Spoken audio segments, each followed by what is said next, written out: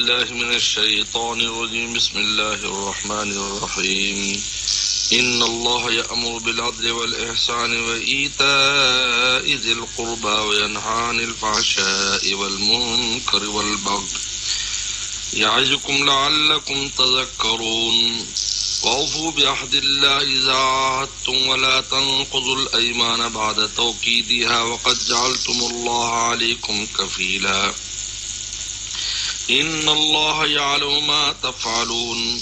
ولا تكونوا كالتي نقضت غزلها من بعد قوة أنكاسا تتخذون أيمانكم دخلا بينكم أن تكون أمة هي أربى من أمة إنما يبلوكم الله به وليبينن لكم يوم القيامة ما كنتم فيه تختلفون. ولو شاء الله لجعلكم أمة واحدة ولكن يضل من يشاء ويهدي من يشاء ولتسألن عما كنتم تعملون. ولا تتخذوا أيمانكم دخلا بينكم فتزل قدم بعد ثبوتها وتذوقوا السوء بما صددتم عن سبيل الله ولكم عذاب عظيم. ولا تشتروا بعهد الله ثمنا قليلا إنما عند الله هو خير لكم إن كنتم تعلمون.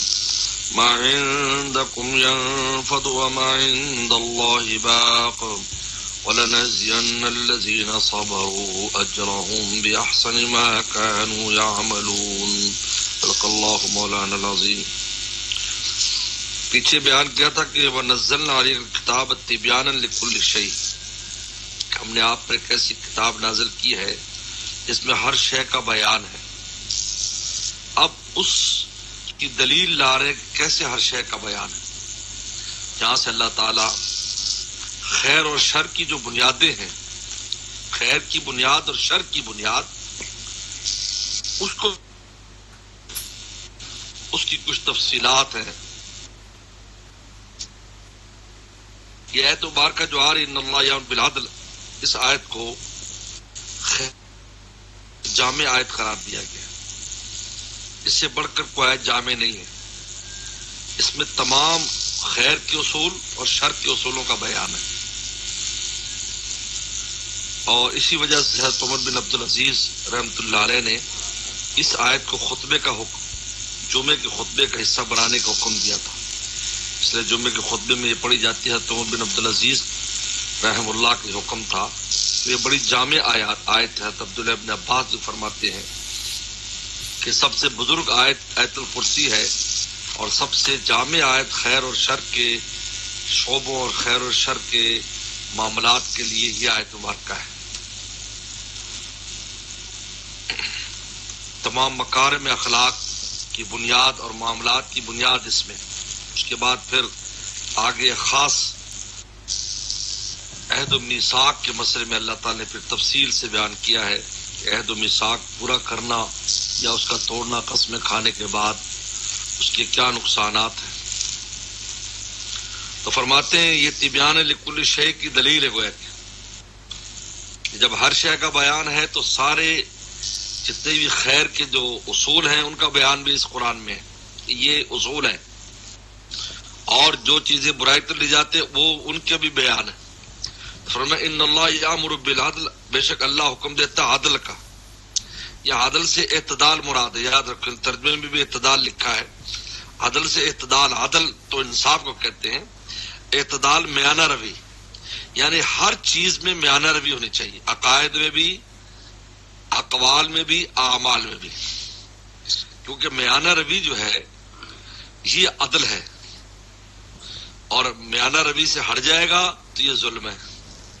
یہ لہذا عدل کے مقابل پر ظلم ہے. لہذا عقائد میں عدل ہے، توسط کا راستہ ہے، نہ بالکل منکر ہے نہ بالکل مشرک ہے، درمیان کا راستہ ہے. یہ خدا کو مانتے ہیں، اس کے حقوق پورا کرتے ہیں. یہ نہیں ہے کہ مانے ہی نہ، جیسے دہری ہے، جب مانے تو ہر ایک کو خدا مان لے. یہ توسط ہے. اس طرح اعمال ہے، اس طرح اقوال ہے. ان سب میں جو اعتدال کا راستہ اس کا نام عدل ہے. اب یہ دیکھو کہ دنیا کی جتنی چیزیں بھی ہیں اس کا جو توسط کا راستہ ہے وہی مقبول راستہ ہے.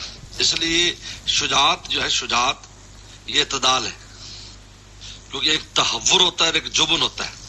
تحور کہتے ہیں کہ ضرورت سے زیادہ انسان بہادر بن جائے اور ہر جگہ پر مرنے مارنے کے لیے تیار ہو، یہ تحور کہلاتا ہے عربی زبان میں. اور ایک جبن ہے بزدلی، اور درمیان کا راستہ شجاعت ہے کہ جہاں دکھانی ہے وہاں دکھائے اور جہاں پیچھے ہٹنا وہ پیچھے ہٹ جائے. جس طرح غزوہ حدیبیہ میں ہوا کہ وہاں ایسا نہیں کہ بس بڑھ جاؤ، آپ نے پیچھے آ گئے. اور پھر بدر میں آئے، یعنی بدر میں کس طرح کیا اور وہاں کس طرح کیا. یہ اعتدال کا راستہ ہے، یہ شجاعت ہے. یعنی کہ جی بالکل وہ کریں گے تو اس سے انسان کا نقصان ہو جاتا ہے. ادھر ڈوبے ادھر نکلے، ادھر ڈوبے ادھر نکلے، یہ ہے انسان کہیں ڈوب جاتا ہے پھر باہر آ جاتا ہے. یہ شجاعت ہے. اس لیے جتنے بھی ایسے اور بھی بہت سی چیزیں ہیں کہ جو اس طرح کنجوسی، بخل اور تبذیر، اس کے درمیان سخاوت ہے.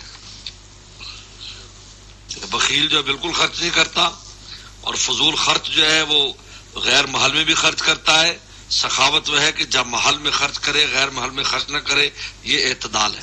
اب اس پر آپ چلے جائیں، ایک پوری جتنے بھی فضائل ہیں، جتنے فضائل ہیں، ان تمام کی دو جہتیں ہوں گی.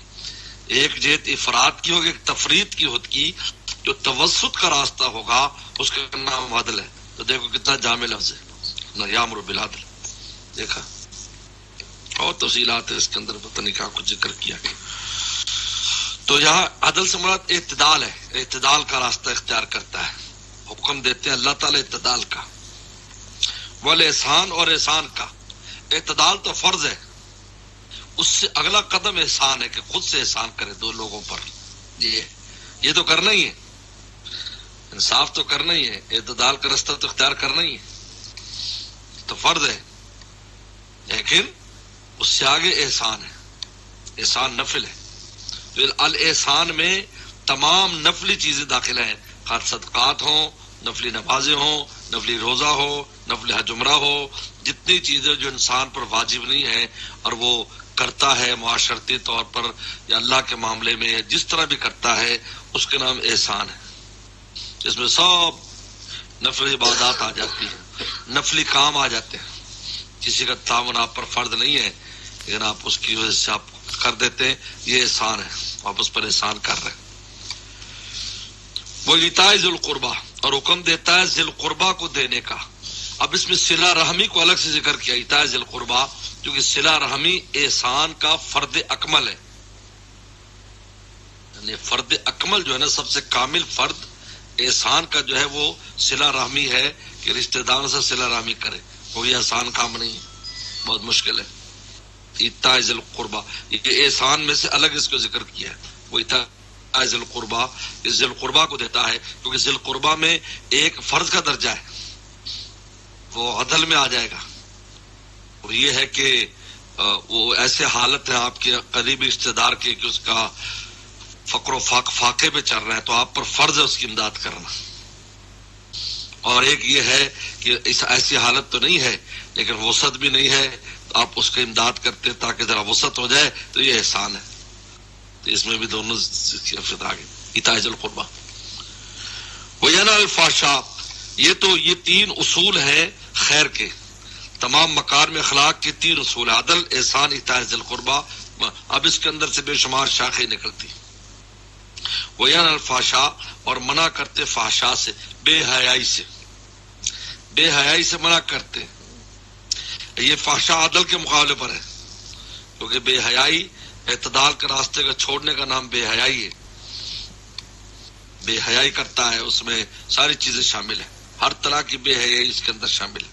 فحشاء، اب یہ دیکھیے فحشاء میں انسان کی جو حیا کے جتنے معاملات ہیں وہ سب اس میں داخل ہیں، خواہ وہ قول کی ہوں، عمل کی ہوں، عقیدے کی ہوں، کچھ بھی یہ شامل ہے. منع کرتا. والمنکر، اور منکر سے، منکر اسے کہتے ہیں جس سے شریعت نے منع کیا ہے اس کو منکر کہتے ہیں. ایک ہوتا معروف یعنی معروف میں نا جو معروف ہے شریعت میں، شریعت جس کو جانتی ہے، اور منکر جس کو شریعت نہیں پہچانتے. منکر اجنبی کو کہتے ہیں، شریعت میں اس میں گنجائش ہے، اس کو منکر کہتے ہیں. بلبغی اور ظلم سے منع کرتے ہیں، بغی ظلم اور زیادتی سے منع کرتا ہے. یہ ایتاء ذی القربیٰ کے مقابلے پر، منکر احسان کے مقابلے پر ہے، ایتاء ذی القربیٰ بغی کے مقابلے پر ظلم کرتا ہے، عزیز و اقارب پر خرچ نہیں کرتا اور کنجوسی کرتا، ان کی خبر، یہ ظالم ہے، بغی. یعظکم، اللہ تمہیں نصیحت کرتے ہیں، لعلکم تذکرون، تاکہ تم نصیحت پکڑو. اب اس کے بعد خاص طور پر عہد کے بارے میں بیان ہو رہا ہے کہ جب کسی سے تم عہد و معاہدہ کر لو تو پھر اس میں توڑو مت اس کو. جبکہ تم قسمیں بھی کھا لیتے ہو، خدا قسم میں پورا کروں گا، اللہ کو گواہ بھی بنا لیتے ہو، پھر تم عہد توڑ دیتے ہو. یہ عہد انفرادی ہو یا عہد اجتماعی ہو. عربوں کی ایسی عادت تھی کہ عہد کر لیتے تھے، معاہدہ کر لیتے تھے، پھر دیکھتے تھے دوسری کوئی مالدار قوم معاہدہ کر رہی، ان کو چھوڑ کر غریبوں کو ان سے کر لیتے تھے. جیسے آج کل ہے غریب ملکوں سے اگر آپ کا ہے تو پھر کوئی تکڑا ملک آپ سے کہا جی ہم انہیں چھوڑو، ہمارے ساتھ بات چیت کرو، تو چھوڑ کر ان کے مال کی بنیاد پر ان سے کر لیتے ہیں. نہایت اس کی شناخت قرآن نے بیان کی ہے، یہ نہایت گری ہوئی حرکت ہے یہ، جبکہ اللہ تعالیٰ کو بھی تم بیچ میں وکیل بنایا ہوا تم نے. اور پھر اس کی مثال بھی دی ایک عورت کے ساتھ جس کا نام ریتا تھا، کہ تم قسمیں کھا کر پکا کرتے ہو اور پھر توڑ دیتے ہو. جس طرح ریتا نامی بے وقوف عورت تھی مکہ میں، سارے دن سود کاٹتی تھی، جب سود کٹ جاتا تو پھر اس کو توڑ کر دوبارہ روئی بنا دیتے تھے. اس کو کہا دوبارہ روئی کھول دو اس کو، کیونکہ سود جو ہے نا وہی روئی کو دھاگا بنتا ہے، جب اس کو کھولو گے تو دوبارہ روئی بن جاتی. کہا کہ یہ جس طرح وہ بے وقوف کرتی تھی، یہ بھی اسی طرح ہے کہ اللہ کا نام لے کر پکا کیا پھر اس کو توڑ دیا. جس طرح وہ سوت بنا کر جب وہ دھاگا کپڑا بنانے کے قابل ہو گیا، جب اس پر فضائل مرتب ہوں تو توڑ کر دوبارہ اس کو روئی بنا دیا. تو اسی طرح وہ لوگ ہیں جو اللہ کی قسم کھا کر عہد و معاہدہ کرتے ہیں، اور پھر جب وقت آیا بجائے اس کے کہ وہ ان کی اچھائی بنتی، پھر کسی اور سے معاہدہ کر لیا اور ان کو چھوڑ دیا. یہ ہے انفرادی زندگی میں بھی ہے، ہمارے ساتھ بھی ہے. ایک جگہ کیا بھی آپ نے بیان پر آنا ہے، دوسرے نے لے لیا، وہ تکڑا ہے، تکڑی پارٹی ہے، ادھر چلا گیا چھوڑ کر. یہ بھی اس میں شامل ہے. ہزاروں معاملات ہیں اس میں، لینے دینے کے معاملات ہیں. ایک چیز کسی کو دے دی کہ جی ٹھیک ہے جی معاہدہ ہو گیا جی، یہ دکان آپ کو کرایہ پر دیں گے، بعد میں دوسرے کا میں زیادہ پیسے دوں گا، توڑ کر اس کو دے دی. نہایت اس کی شناخت قرآن نے اور اس کی بیان کی ہے کہ بہت ہی یہ گری ہوئی حرکت ہے. انسان اور مسلمان اور مومن کے لائق نہیں اس طرح کی حرکت کرے. امام بخاری رحمۃ اللہ علیہ سے رات کو ایک آدمی آیا امام بخاری رحمۃ اللہ علیہ کے پاس کہ میں نے فلاں چیز آپ سے خریدنی ہے. نے فرمایا اچھا چلو ٹھیک ہے، صبح کو اس پر طے کریں گے. تو صبح کو دوسرا گاہک آ گیا جو اس سے ڈبل قیمت دے رہا تھا اس شے کی. امام بخاری نے فرمایا کہ میں صرف نیت کر چکا ہوں، حالانکہ بات ہوئی نہیں تھی، میں نے نیت کر لی تھی اس کو پہلے کو دینے کی، لہذا اب میں پیسے کی بنیاد پر وہ نیت خراب نہیں کر سکتا، لہذا پہلے کو سستی دے دی اور وہ مہنگے والے جو زیادہ پیسے دیتا تھا اس کو صرف نیت، حالانکہ معاہدہ ہوا ہی نہیں تھا، بیشرا ہوئی بھی نہیں تھی. دیکھو تھا بیشرا ہوئی بھی نہیں تھی. امام بخاری رحمۃ اللہ علیہ نے قصہ لکھا، بتایا لوگ کہتے آپ کا نقصان خسارہ کر لیا، کہا کہ نہیں کوئی بات نہیں. یہ فرمایا اوفوا بعہد اللہ، پورا کرو اللہ کا عہد کو، اذا تم جب تم عہد کرتے ہو اللہ کے عہد کو، کیونکہ اللہ کی قسمیں کھاتے ہیں بیچ میں. ولا تنقضوا الایمان بعد توکیدها، نہ توڑو قسمیں، ایمان یمین کی جمع ہے، بعد توکیدها ان کے مستحکم کرنے کے بعد، اس کو پختہ کرنے کے بعد مت توڑو.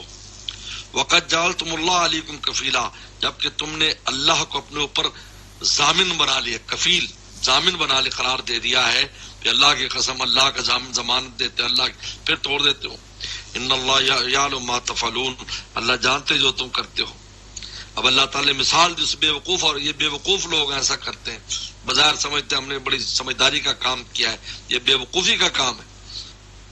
ہوگے سب عزتیں ذلتیں برکتیں مال دولت سب اللہ کے ہاتھ میں. جب اللہ کو تم نے بیچ میں ڈال دیا اور پھر آرام سے جناب پرواہ بھی اللہ کی نہیں کی اور اگلی طرف چلے گئے، سوچنے کی بات ہے، کتنی عظیم الشان جو ہے نا یہ غلطی، کتنی عظیم غلطی ہے یہ، شان تو نہیں، کتنی عظیم غلطی ہے یہ، کتنی عظیم خطا ہے، اللہ کے نام کی حرمت نہیں ہے۔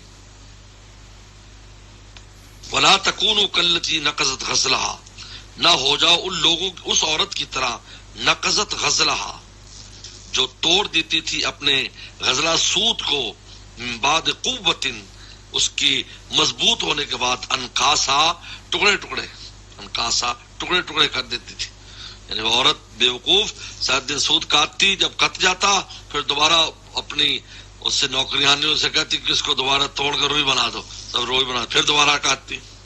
یہ وہ لوگ ہیں جو قسم اللہ کے دے کر پھر مکر جاتے ہیں، کہنے نہیں ہماری تو کوئی بات نہیں ہوئی، ہم نے کوئی اس پر پورے اترتے، پکی کر دی اور پھر توڑ دی، اس عورت کی طرح۔ التی نقضت غزلہ، غزلہ یہ سود کو کہتے ہیں۔ من بعد قوت، قوت کے بعد، اس کے مضبوط ہونے کے بعد، انکاسا، ٹکڑے ٹکڑے۔ تتخذون ایمانکم دخلا بینکم، تم بناتے ہو اپنی قسموں کو دخلا بینکم، دخل سے مراد فریب اور دھوکے کی ذریعہ بناتے ہو آپس میں، اگلے دھوکہ جی خدا قسم جی، اللہ کی قسم جی، ایسے قسمیں کھاتے، کتنے لوگ قسمیں کھاتے پھر دھوکہ کرتے ہیں، وہ بھول ہی جاتے ہیں اوپر خدا ہے۔ دخلا بینکم، کو آپس میں دھوکے کا ذریعہ بناتے ہو قسمیں، اللہ کا نام دھوکے کے لیے استعمال کرتے ہو، اگلا یقین کر لے گا یار قسم کھائی ہے اس نے یار لکھ کر دیا ہے، اور پھر توڑ دینا۔ دخلا بینکم، اس سے معلوم ہوا کہ انسان جب ایسا کر لے پورا اترنے کی کوشش کرے اس کے اوپر۔ دخلا بینکم کہ ان تکون امۃ ہی اربع من امہ، کہ ایک گروہ، امت سے وہ ایک گروہ، یا اربع وہ بڑا ہوا ہے، من امت دوسرے گروہ سے، یعنی مال پانی میں طاقت میں ایک گروہ زیادہ تو اس سے معاہدہ کر لیا اور ان کو چھوڑ دیا غریبوں کو، یہ مراد ہے۔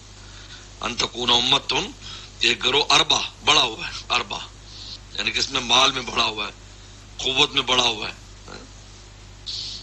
یعنی غریب ملک کا معاہدہ چھوڑ دیا، امیر سے کر لیا، ان کا ہمارے ساتھ معاہدہ کر لو، چھوڑو ان کو، تو ہم کر لیا پاکستان سے جی ہم فلاں چیز خریدیں گے، اب اس کے بعد جی بڑے ملک نے کہا کہ نہیں ہم سے خریدو، ان کو چھوڑ کے ان سے کر لیا، حالانکہ پہلے طے کر لیا، پھر یہاں سے خرید نہیں رہے۔ یہ سب شامل اس میں، خواہ انفرادی ہو خواہ اجتماعی ہو معاملات۔ تتخذون، بناتے ہو، ایمان کو، اپنے قسموں کو، دخلا بینکم، باہمی دھوکے کا ذریعہ، دخل کا معنی جو بھی چاہے کر لو، فساد کا ذریعہ، فراڈ کا ذریعہ، آپس میں دھوکے کا ذریعہ بناتے ہو۔ ان تکونا، اس وجہ سے کہ ایک امت، ایک جماعت، یہ اربع من امت، دوسری جماعت سے بڑی ہوئی ہے، وہ مال دولت قوت میں، اب انہوں نے کہا جی ہم سے کر لو، تو ان کو چھوڑ کے ان کے ساتھ کر لیا معاہدہ۔ انما یبلوکم اللہ بہ، اللہ اس سے تمہاری آزمائش کرتے ہیں، تمہاری آزمائش اس میں کہ تم اللہ کے نام کی حرمت رکھتے ہو یا ظاہری اسباب کو دیکھتے ہو۔ جب مالدار معاہدہ کر رہا ہے، چلو رشتوں میں ہوتا ہے، ایک رشتہ آیا، لڑکا ٹھیک اخلاق صحیح ہے لیکن زیادہ مالدار کا رشتہ اس کو چھوڑ کر کر لیا، بعد میں پھر آتے پھرتے تعویذ دے دو جی وہ مالدار کو تو بڑی گندی لتیں پڑی ہوئی ہے جی، اس کی لت دور ہو جائے جی، پہلے وہ کر دیا۔ حدیث شریف میں آتا ہے جب کوئی تمہیں دیندار اور اخلاق والا رشتہ مانگے فزوجوہ، تو فوراً شادی کر دو، مال پانی نہ دیکھو، مال پانی تو قسمت کے ساتھ مل ہی جاتا ہے، اور اخلاق ایک ایسی چیز ہے کہ جس کے اخلاق اچھے ہوتے ہیں اللہ اس کو ضرور وسعت دے دیتے ہیں، جیسا کہ رسول اللہ کے اخلاق کی بنیاد پر انہیں کہا تھا، اللہ الخدیج کبریٰ نے فرمایا اللہ آپ کو کبھی بھی ذلیل نہیں فرمایا ہے، کیونکہ آپ اخلاق والے ہیں۔ عجیب بات ہے، کیونکہ میزان میں سب سے زیادہ وزن اخلاق کا ہوگا، لہذا اخلاق اور دین دو چیزیں دیکھنے کا حکم دیا ہے۔ مردوں میں کہا کہ لڑکے میں اخلاق اور دین دیکھو، اور لڑکی میں صرف دین دیکھو، کیونکہ اخلاق کی امید ہی نہیں ہے۔ عجیب بات فرمائی ہے، لڑکی میں دین دیکھو کیونکہ اس کے اخلاق بھی اخلاق عجیب ہوتے ہیں۔ یہ اخلاق مرد میں دیکھو، اس میں اخلاق ہو، صبر کرے اور یہ وہ سب، تو یہ سب یہاں یعنی ہر معاملے میں ہم دیکھیں ہمیں نظر آتا ہے۔ امیروں کا رشتہ آیا، غریبوں کو چھوڑ دیا، توسط کو چھوڑ دیا، ادھر دے دیا، حالانکہ قریبی ہے رشتہ دار سب کو چلے گا، نہیں وہ امیروں میں کر لیا، جی وہ مالدار ہے۔ انما یبلوکم اللہ بہ، اللہ اس سے تمہاری آزمائش کرتے ہیں۔ وَلَيُبَيِّنَنَّ لَكُمْ يَوْمَ الْقِيَامَةِ، اور واضح کر دیں گے تمہارے قیامت کے دن مَا كُنتُمْ فِيهِ تَخْتَلِفُونَ، جس میں تم اختلاف کرتے ہو۔ اب اللہ تعالیٰ فرماتے ہیں کہ اگر اللہ تعالیٰ چاہتے تو سب ایک ہی جیسے ہو جاتے، سب مسلمان ہوتے، نیک ہوتے، سب اللہ چاہتے تو ایسا ہو سکتا تھا، لیکن اس کارخانہ قدرت میں یہ نہیں چاہتے۔ یہاں پر ایک دوسرے دشمنیاں اور خیر و شر ملا جلا رہے گا، تبھی تو آزمائش ہے۔ اگر خیر ہی خیر ہو تو پھر تو فرشتے ہو گئے، پھر انسان کے پیدا کرنے کا مقصد ہی ختم ہو گیا۔ خلق انسان خلق الموت والحیات لیبلوکم، تو آزمائش ہی ختم ہو جائے گی۔ آزمائش تو تب ہوتی ہے جب خیر شر سب ملا ہوا ہو، جہاں پاس اور فیل ہونے کا خطرہ ہو وہی اسی کا امتحان نام ہے نا۔ جب پاس اور فیل خطرہ ہی نہ تو وہ امتحان تھوڑی کرائے گا کہ تم سب پاس ہو جاؤ گے، چلو بھائی دو امتحان تم سب پاس ہو جاؤ گے، یہ امتحان تھوڑی کہلاتا ہے جب سبھی کو پاس ہونا ہے۔ یہ پاس اور فیل کا جہاں خطرہ وہ ہے، جہاں خیر شر ملا ہوا ہے، اسی کو امتحان کہتے، اور دنیا چونکہ دال امتحان ہے تو لہذا اللہ تعالیٰ نے یہ نہیں چاہا کہ سب کو ایک ہی کر دے۔ اللہ تعالیٰ مشکل نہیں ہے، جس طرح فرشتے اگر سارے کے سارے نیک ہیں تو انسان بھی سارے نیک ہوتے ہیں، لیکن پھر کارخانہ قدرت اس پر انعام جزا سزا یہ سب ختم ہو جاتے، نہ جنت ہوتی نہ دوزخ ہوتی، نہ انبیاء سلام ہوتے نہ قرآن ہوتا، کوئی بھی چیز کی تو کتنی بڑی بڑی اللہ اکبر اتنی عظیم الشان خیر سے محرومی ہو جاتی، نہ انبیاء آتے نہ کتابیں آتی نہ جنت ہوتی نہ دوزخ ہوتی، سب تو اللہ تعالی نے کارخانہ قدرت کو بنایا اس لیے اس دنیا کو کہ اس کے اندر خیر و شر سب رہے۔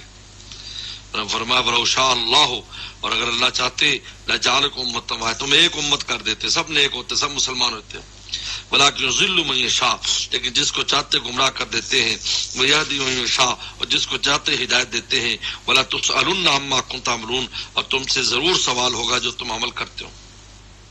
لہذا وَلَا تَتَّخِذُوا أَيْمَانًا دَخْلًا بَيْنَكُمْ، لہذا نہ بناؤ اپنی قسموں کو بہمی فساد اور فرار کا ذریعہ، فَتَزِلَ قَدَمْ بَعْدَ ثُبُوتِهَا، کہ ڈگمگا جائیں قدم پکے ہونے کے بعد، یعنی پہلے قسمیں کھا کر پکا کر لیا اور بعد میں ڈولنے لگ گئے اور قسمیں توڑ دی۔ تَزِلَّ قَدَمْ بَعْدَ ثُبُوتِهَا وَتَذُوقُوا السُّوءَ، اور تم چکھو گے برائی، یعنی عذاب، برا عذاب چکھو گے، کیوں؟ بِمَا صَدَدتُّمْ عَنْ سَبِيلِ اللَّهِ، کہ تم روکتے ہو اللہ کے راستے سے۔ یعنی کیا مطلب کہ تم مسلمان ہو کر جب قسمیں توڑو گے لوگوں کو اسلام سے بدگمان کرو گے۔ چنانچہ یہ بہت ایسی حرکتیں ہماری جو ہے معاملات میں خرابی کی حرکتوں کی وجہ سے لوگ اسلام نہیں لاتے۔ یار یہ مسلمان تو ایسے ہوتے ہیں ایسے ہوتے ہیں، فراڈ اور دھوکہ کرتے ہیں، وہ بہت ایسے واقعات ہیں، ایک نہیں بے شمار واقعات ہیں ایسے جن ہمیں بھی جن کا علم ہے۔ یہاں سے کر رہے ہیں، کوئی مال لے رہا ہے تو دو نمبری شروع کر دی، کہتے یار یہ کیسے مسلمان ہے؟ مسلمان ہوگا، یہ ہے بما صددتم عن سبیل اللہ، کہ مسلمان کا جو عمل ہے معاملات کے اندر جو خرابی ہے وہ اللہ کے راستے سے روکنے کا ذریعہ بن جاتی۔ اس سے ہمارے انگلینڈ میں جو حاجی زبیر صاحب نے بتایا کہ وہ ایک مسلمان ہوا، یعنی اس نے قرآن پڑھا، تورات پڑھی، مسلمان ہو گیا، تو کہا کرتا تھا کہ اللہ کا شکر ہے کہ میں پہلے اسلام سے ملا ہوں پھر مسلمانوں سے ملا ہوں، اگر پہلے مسلمانوں سے ملتا شاید میں ایمان نہ لاتا، میں پہلے اسلام سے ملا کے قرآن پڑھا تو کلمہ پڑھ لیا، بعد میں مسلمانوں سے ملا تو دیکھا کہ ان کا کوئی نہ قرآن پر عمل ہے نہ حدیث پر عمل ہے، کیسے مسلمان ہے؟ یہ ہے یہ ہے فَتَزِلَّ قَدَمْ بَعْدَ ثُبُوتِهَا، کہ ڈگمگا جائے قدم ثبوت کے بعد، وَتَذُوقُوا السُّوءَ، اور چکھو تم برائی، اس بدعہدی پر برائی چکھو، بِمَا صَدَدتُّمْ عَنْ سَبِيلِ اللَّهِ، کہ تم روکنے کا ذریعہ بن گئے اللہ کے راستے سے۔ ورنہ حضرات صحابہ کرام نے جو دین پھیلایا تلوار سے تھوڑی پھیلایا، تلوار کہاں چلی اور اسلام کہاں پہنچا ہے؟ مجھے بتاؤ انڈونیشیا میں کون سا وہاں پر جہاد ہوا تھا؟ یہ ملیشیا میں کون سا جہاد ہوا تھا؟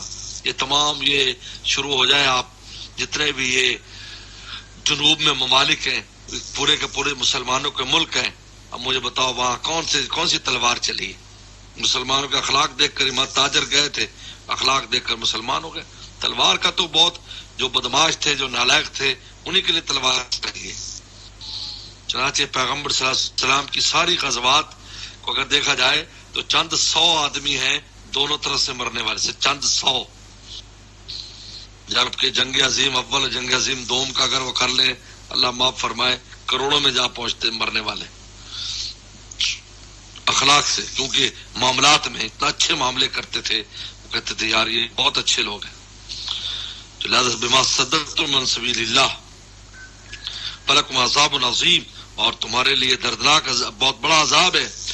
ولا تشبعوا باللہ ثمنا قلیلا، نہ خریدو اللہ کے عہد پر تھوڑا سا پیسہ، اللہ کے عہد پر تھوڑا سا پیسہ نہ خریدو. یعنی کیا مطلب کہ جب اللہ کا نام تم نے لے لیا اور اللہ کے نام پر قسمیں کھا لی، اب تھوڑے سے ماہ پانی کے پیچھے قسم توڑ دیتے ہو تم، یار یہاں زیادہ فائدہ ہو رہا ہے لہذا پہلا معاہدہ توڑ کر دوسرے سے کر لیا. ہر چیز روزانہ یہ معاملہ پیش آتا ہے، خرید و فروخت میں، اس میں اس میں ادھر چلا گیا. سمن قلیلا یعنی پوری دنیا مل جائے تو سمن قلیل ہے. ایک قصہ ابھی حضرت ڈاکٹر عبدالعزیز صاحب کا نے سنایا تھا کسی نے، وہ تو اس کا مفتی تقی صاحب نے لکھا.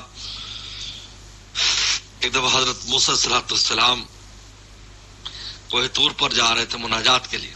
راستے میں ایک آدمی جو بہت آزمائش میں تھا وہ ملا، انہوں نے کہا کہ اللہ تعالیٰ سے جا کر کہو میرا نام یہ ہے، میرا سلام بھی کہنا اللہ سے، اور میری درخواست پہنچا دینا کہ میرے حالات اچھے نہیں ہیں، معاشی طور پہ بھی پریشان ہوں، ہر طرح سے مجھے پریشانی نے گھیرا ہے، تو میری درخواست پہنچا دینا، آپ کلیم ہو. موسیٰ علیہ السلام کوہ طور پر گئے اور طور اپنی مناجات کے بعد ان کو یاد آ گیا کہ وہ آدمی نے اس کا سلام عرض کیا اللہ کے دربار میں اور کہا کہ وہ آپ اس کے حال پر رحم فرمائے. تو کہا کہ موسیٰ بتا قلیل دوں یا کثیر دوں، جتنا تو کہے گا. موسیٰ صاحب نے کہا جب مانگنا ہے تو پھر قلیل کو اللہ میں کثیر دے. کہا کہ بس دے دی جاؤ. جب واپس آئے تو گزرنے لگے، ان کا یار اس آدمی کا پتہ کروں. دروازہ کھٹکھٹایا تو کوئی اور آدمی نکلا. انہوں نے کہا یار یہاں فلانا رہتا تھا. کہتا وہ تو اتنے دن ہو گئے اس کا انتقال ہو گیا. موسیٰ السلام پریشان اور دوبارہ کوہ طور پر گئے. اللہ عجیب ہے، میں تو اس کے لیے کہا تھا مانگا تھا کہ وہ راحت ہو جائے تو آپ نے تو پتی دے دی. نے فرمایا تو نے کہا تھا کثیر دے دے، تو دنیا تو ساری قلیل ہے لہذا میں نے اس کو جنت میں داخل کر دیا، کثیر آخرت میں.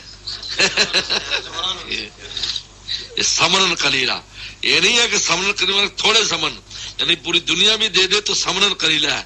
یاد رکھو کیسا واقعہ یہاں پر صحیح فٹ ہوتا ہے. ولا تشتروا بعهد الله ثمنا قلیلا، مت خریدو اللہ کے ثمن قلیل، یعنی پوری دنیا بھی دے تو ثمن قلیل ہے.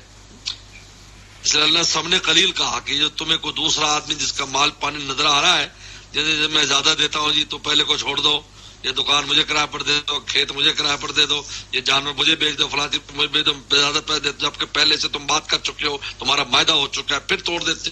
رات دن یہ قصے پیش آتے ہیں. یہ ثمن قلیلا. فرمایا انما عند اللہ خیر لکم، کہا کہ جو اللہ کے پاس تمہارے لیے بہتر ہے، تم اگر معاہدے پہ پورا اترو گے اللہ کے اجر و ثواب جو تمہیں ملے گا تمہارے لیے بہتر. ان کنتم تعلمون، اگر تمہیں پتہ ہو. اس کے بعد اصول بیان کرتے ہیں ما عندکم ینفد، جو بھی تمہارے پاس ہے فانی ہے، ختم. نفد کہتے ہیں نفد ینفد بنا کسی چیز کا ختم ہو جانا. ما عندکم ینفد طور پر جو بھی ہے وہ ختم ہونے والا ہے. وما عند اللہ باق، جو خدا کے وہ ہمیشہ رہنے والا ہے. تمہارے اس معاہدے پر تم عہد پورا کرو گے، اس پر اللہ جو خوش ہوں گے اور اجر دیں گے ہمیشہ باقی رہنے والا ہے. اور یہ جو تم کرو گے اپنے مال پانی کی وجہ سے ختم ہونے والا ہے. وَلَنَجْزِيَنَّ الَّذِينَ صَبَرُوا أَجْرَهُمْ، اور ضرور ہم دیں گے جزا ان لوگوں کو جو صبر کرنے والے ہیں، ان کو ہم ضرور دیں گے اجرہم، ان کا اجر صبر کرنے، کیونکہ اس میں صبر کرنا پڑتا ہے. خواہشات اور نہیں یار اس میں فائدہ زیادہ ہو رہا ہے کر لیں، قسم توڑ دیں یار وہ کر لیں، بہت کچھ ہوگا لیکن نہیں. بِأَحْسَنِ مَا كَانُوا يَعْمَلُونَ، صبر و اجرہم کہ ہم ضرور دیں گے ان لوگوں کو صبر کرتے ان کا اجر بِأَحْسَنِ مَا، ان اچھے کاموں کا، مَا كَانُوا يَعْمَلُونَ جو وہ کرتے تھے، ان اچھے کاموں کا ضرور ہم ان کو جو ہے وہ بدلہ دیں گے اور اس کے اوپر بہترین ان کو اجر عطا کریں گے. صدق اللہ مولانا العظیم.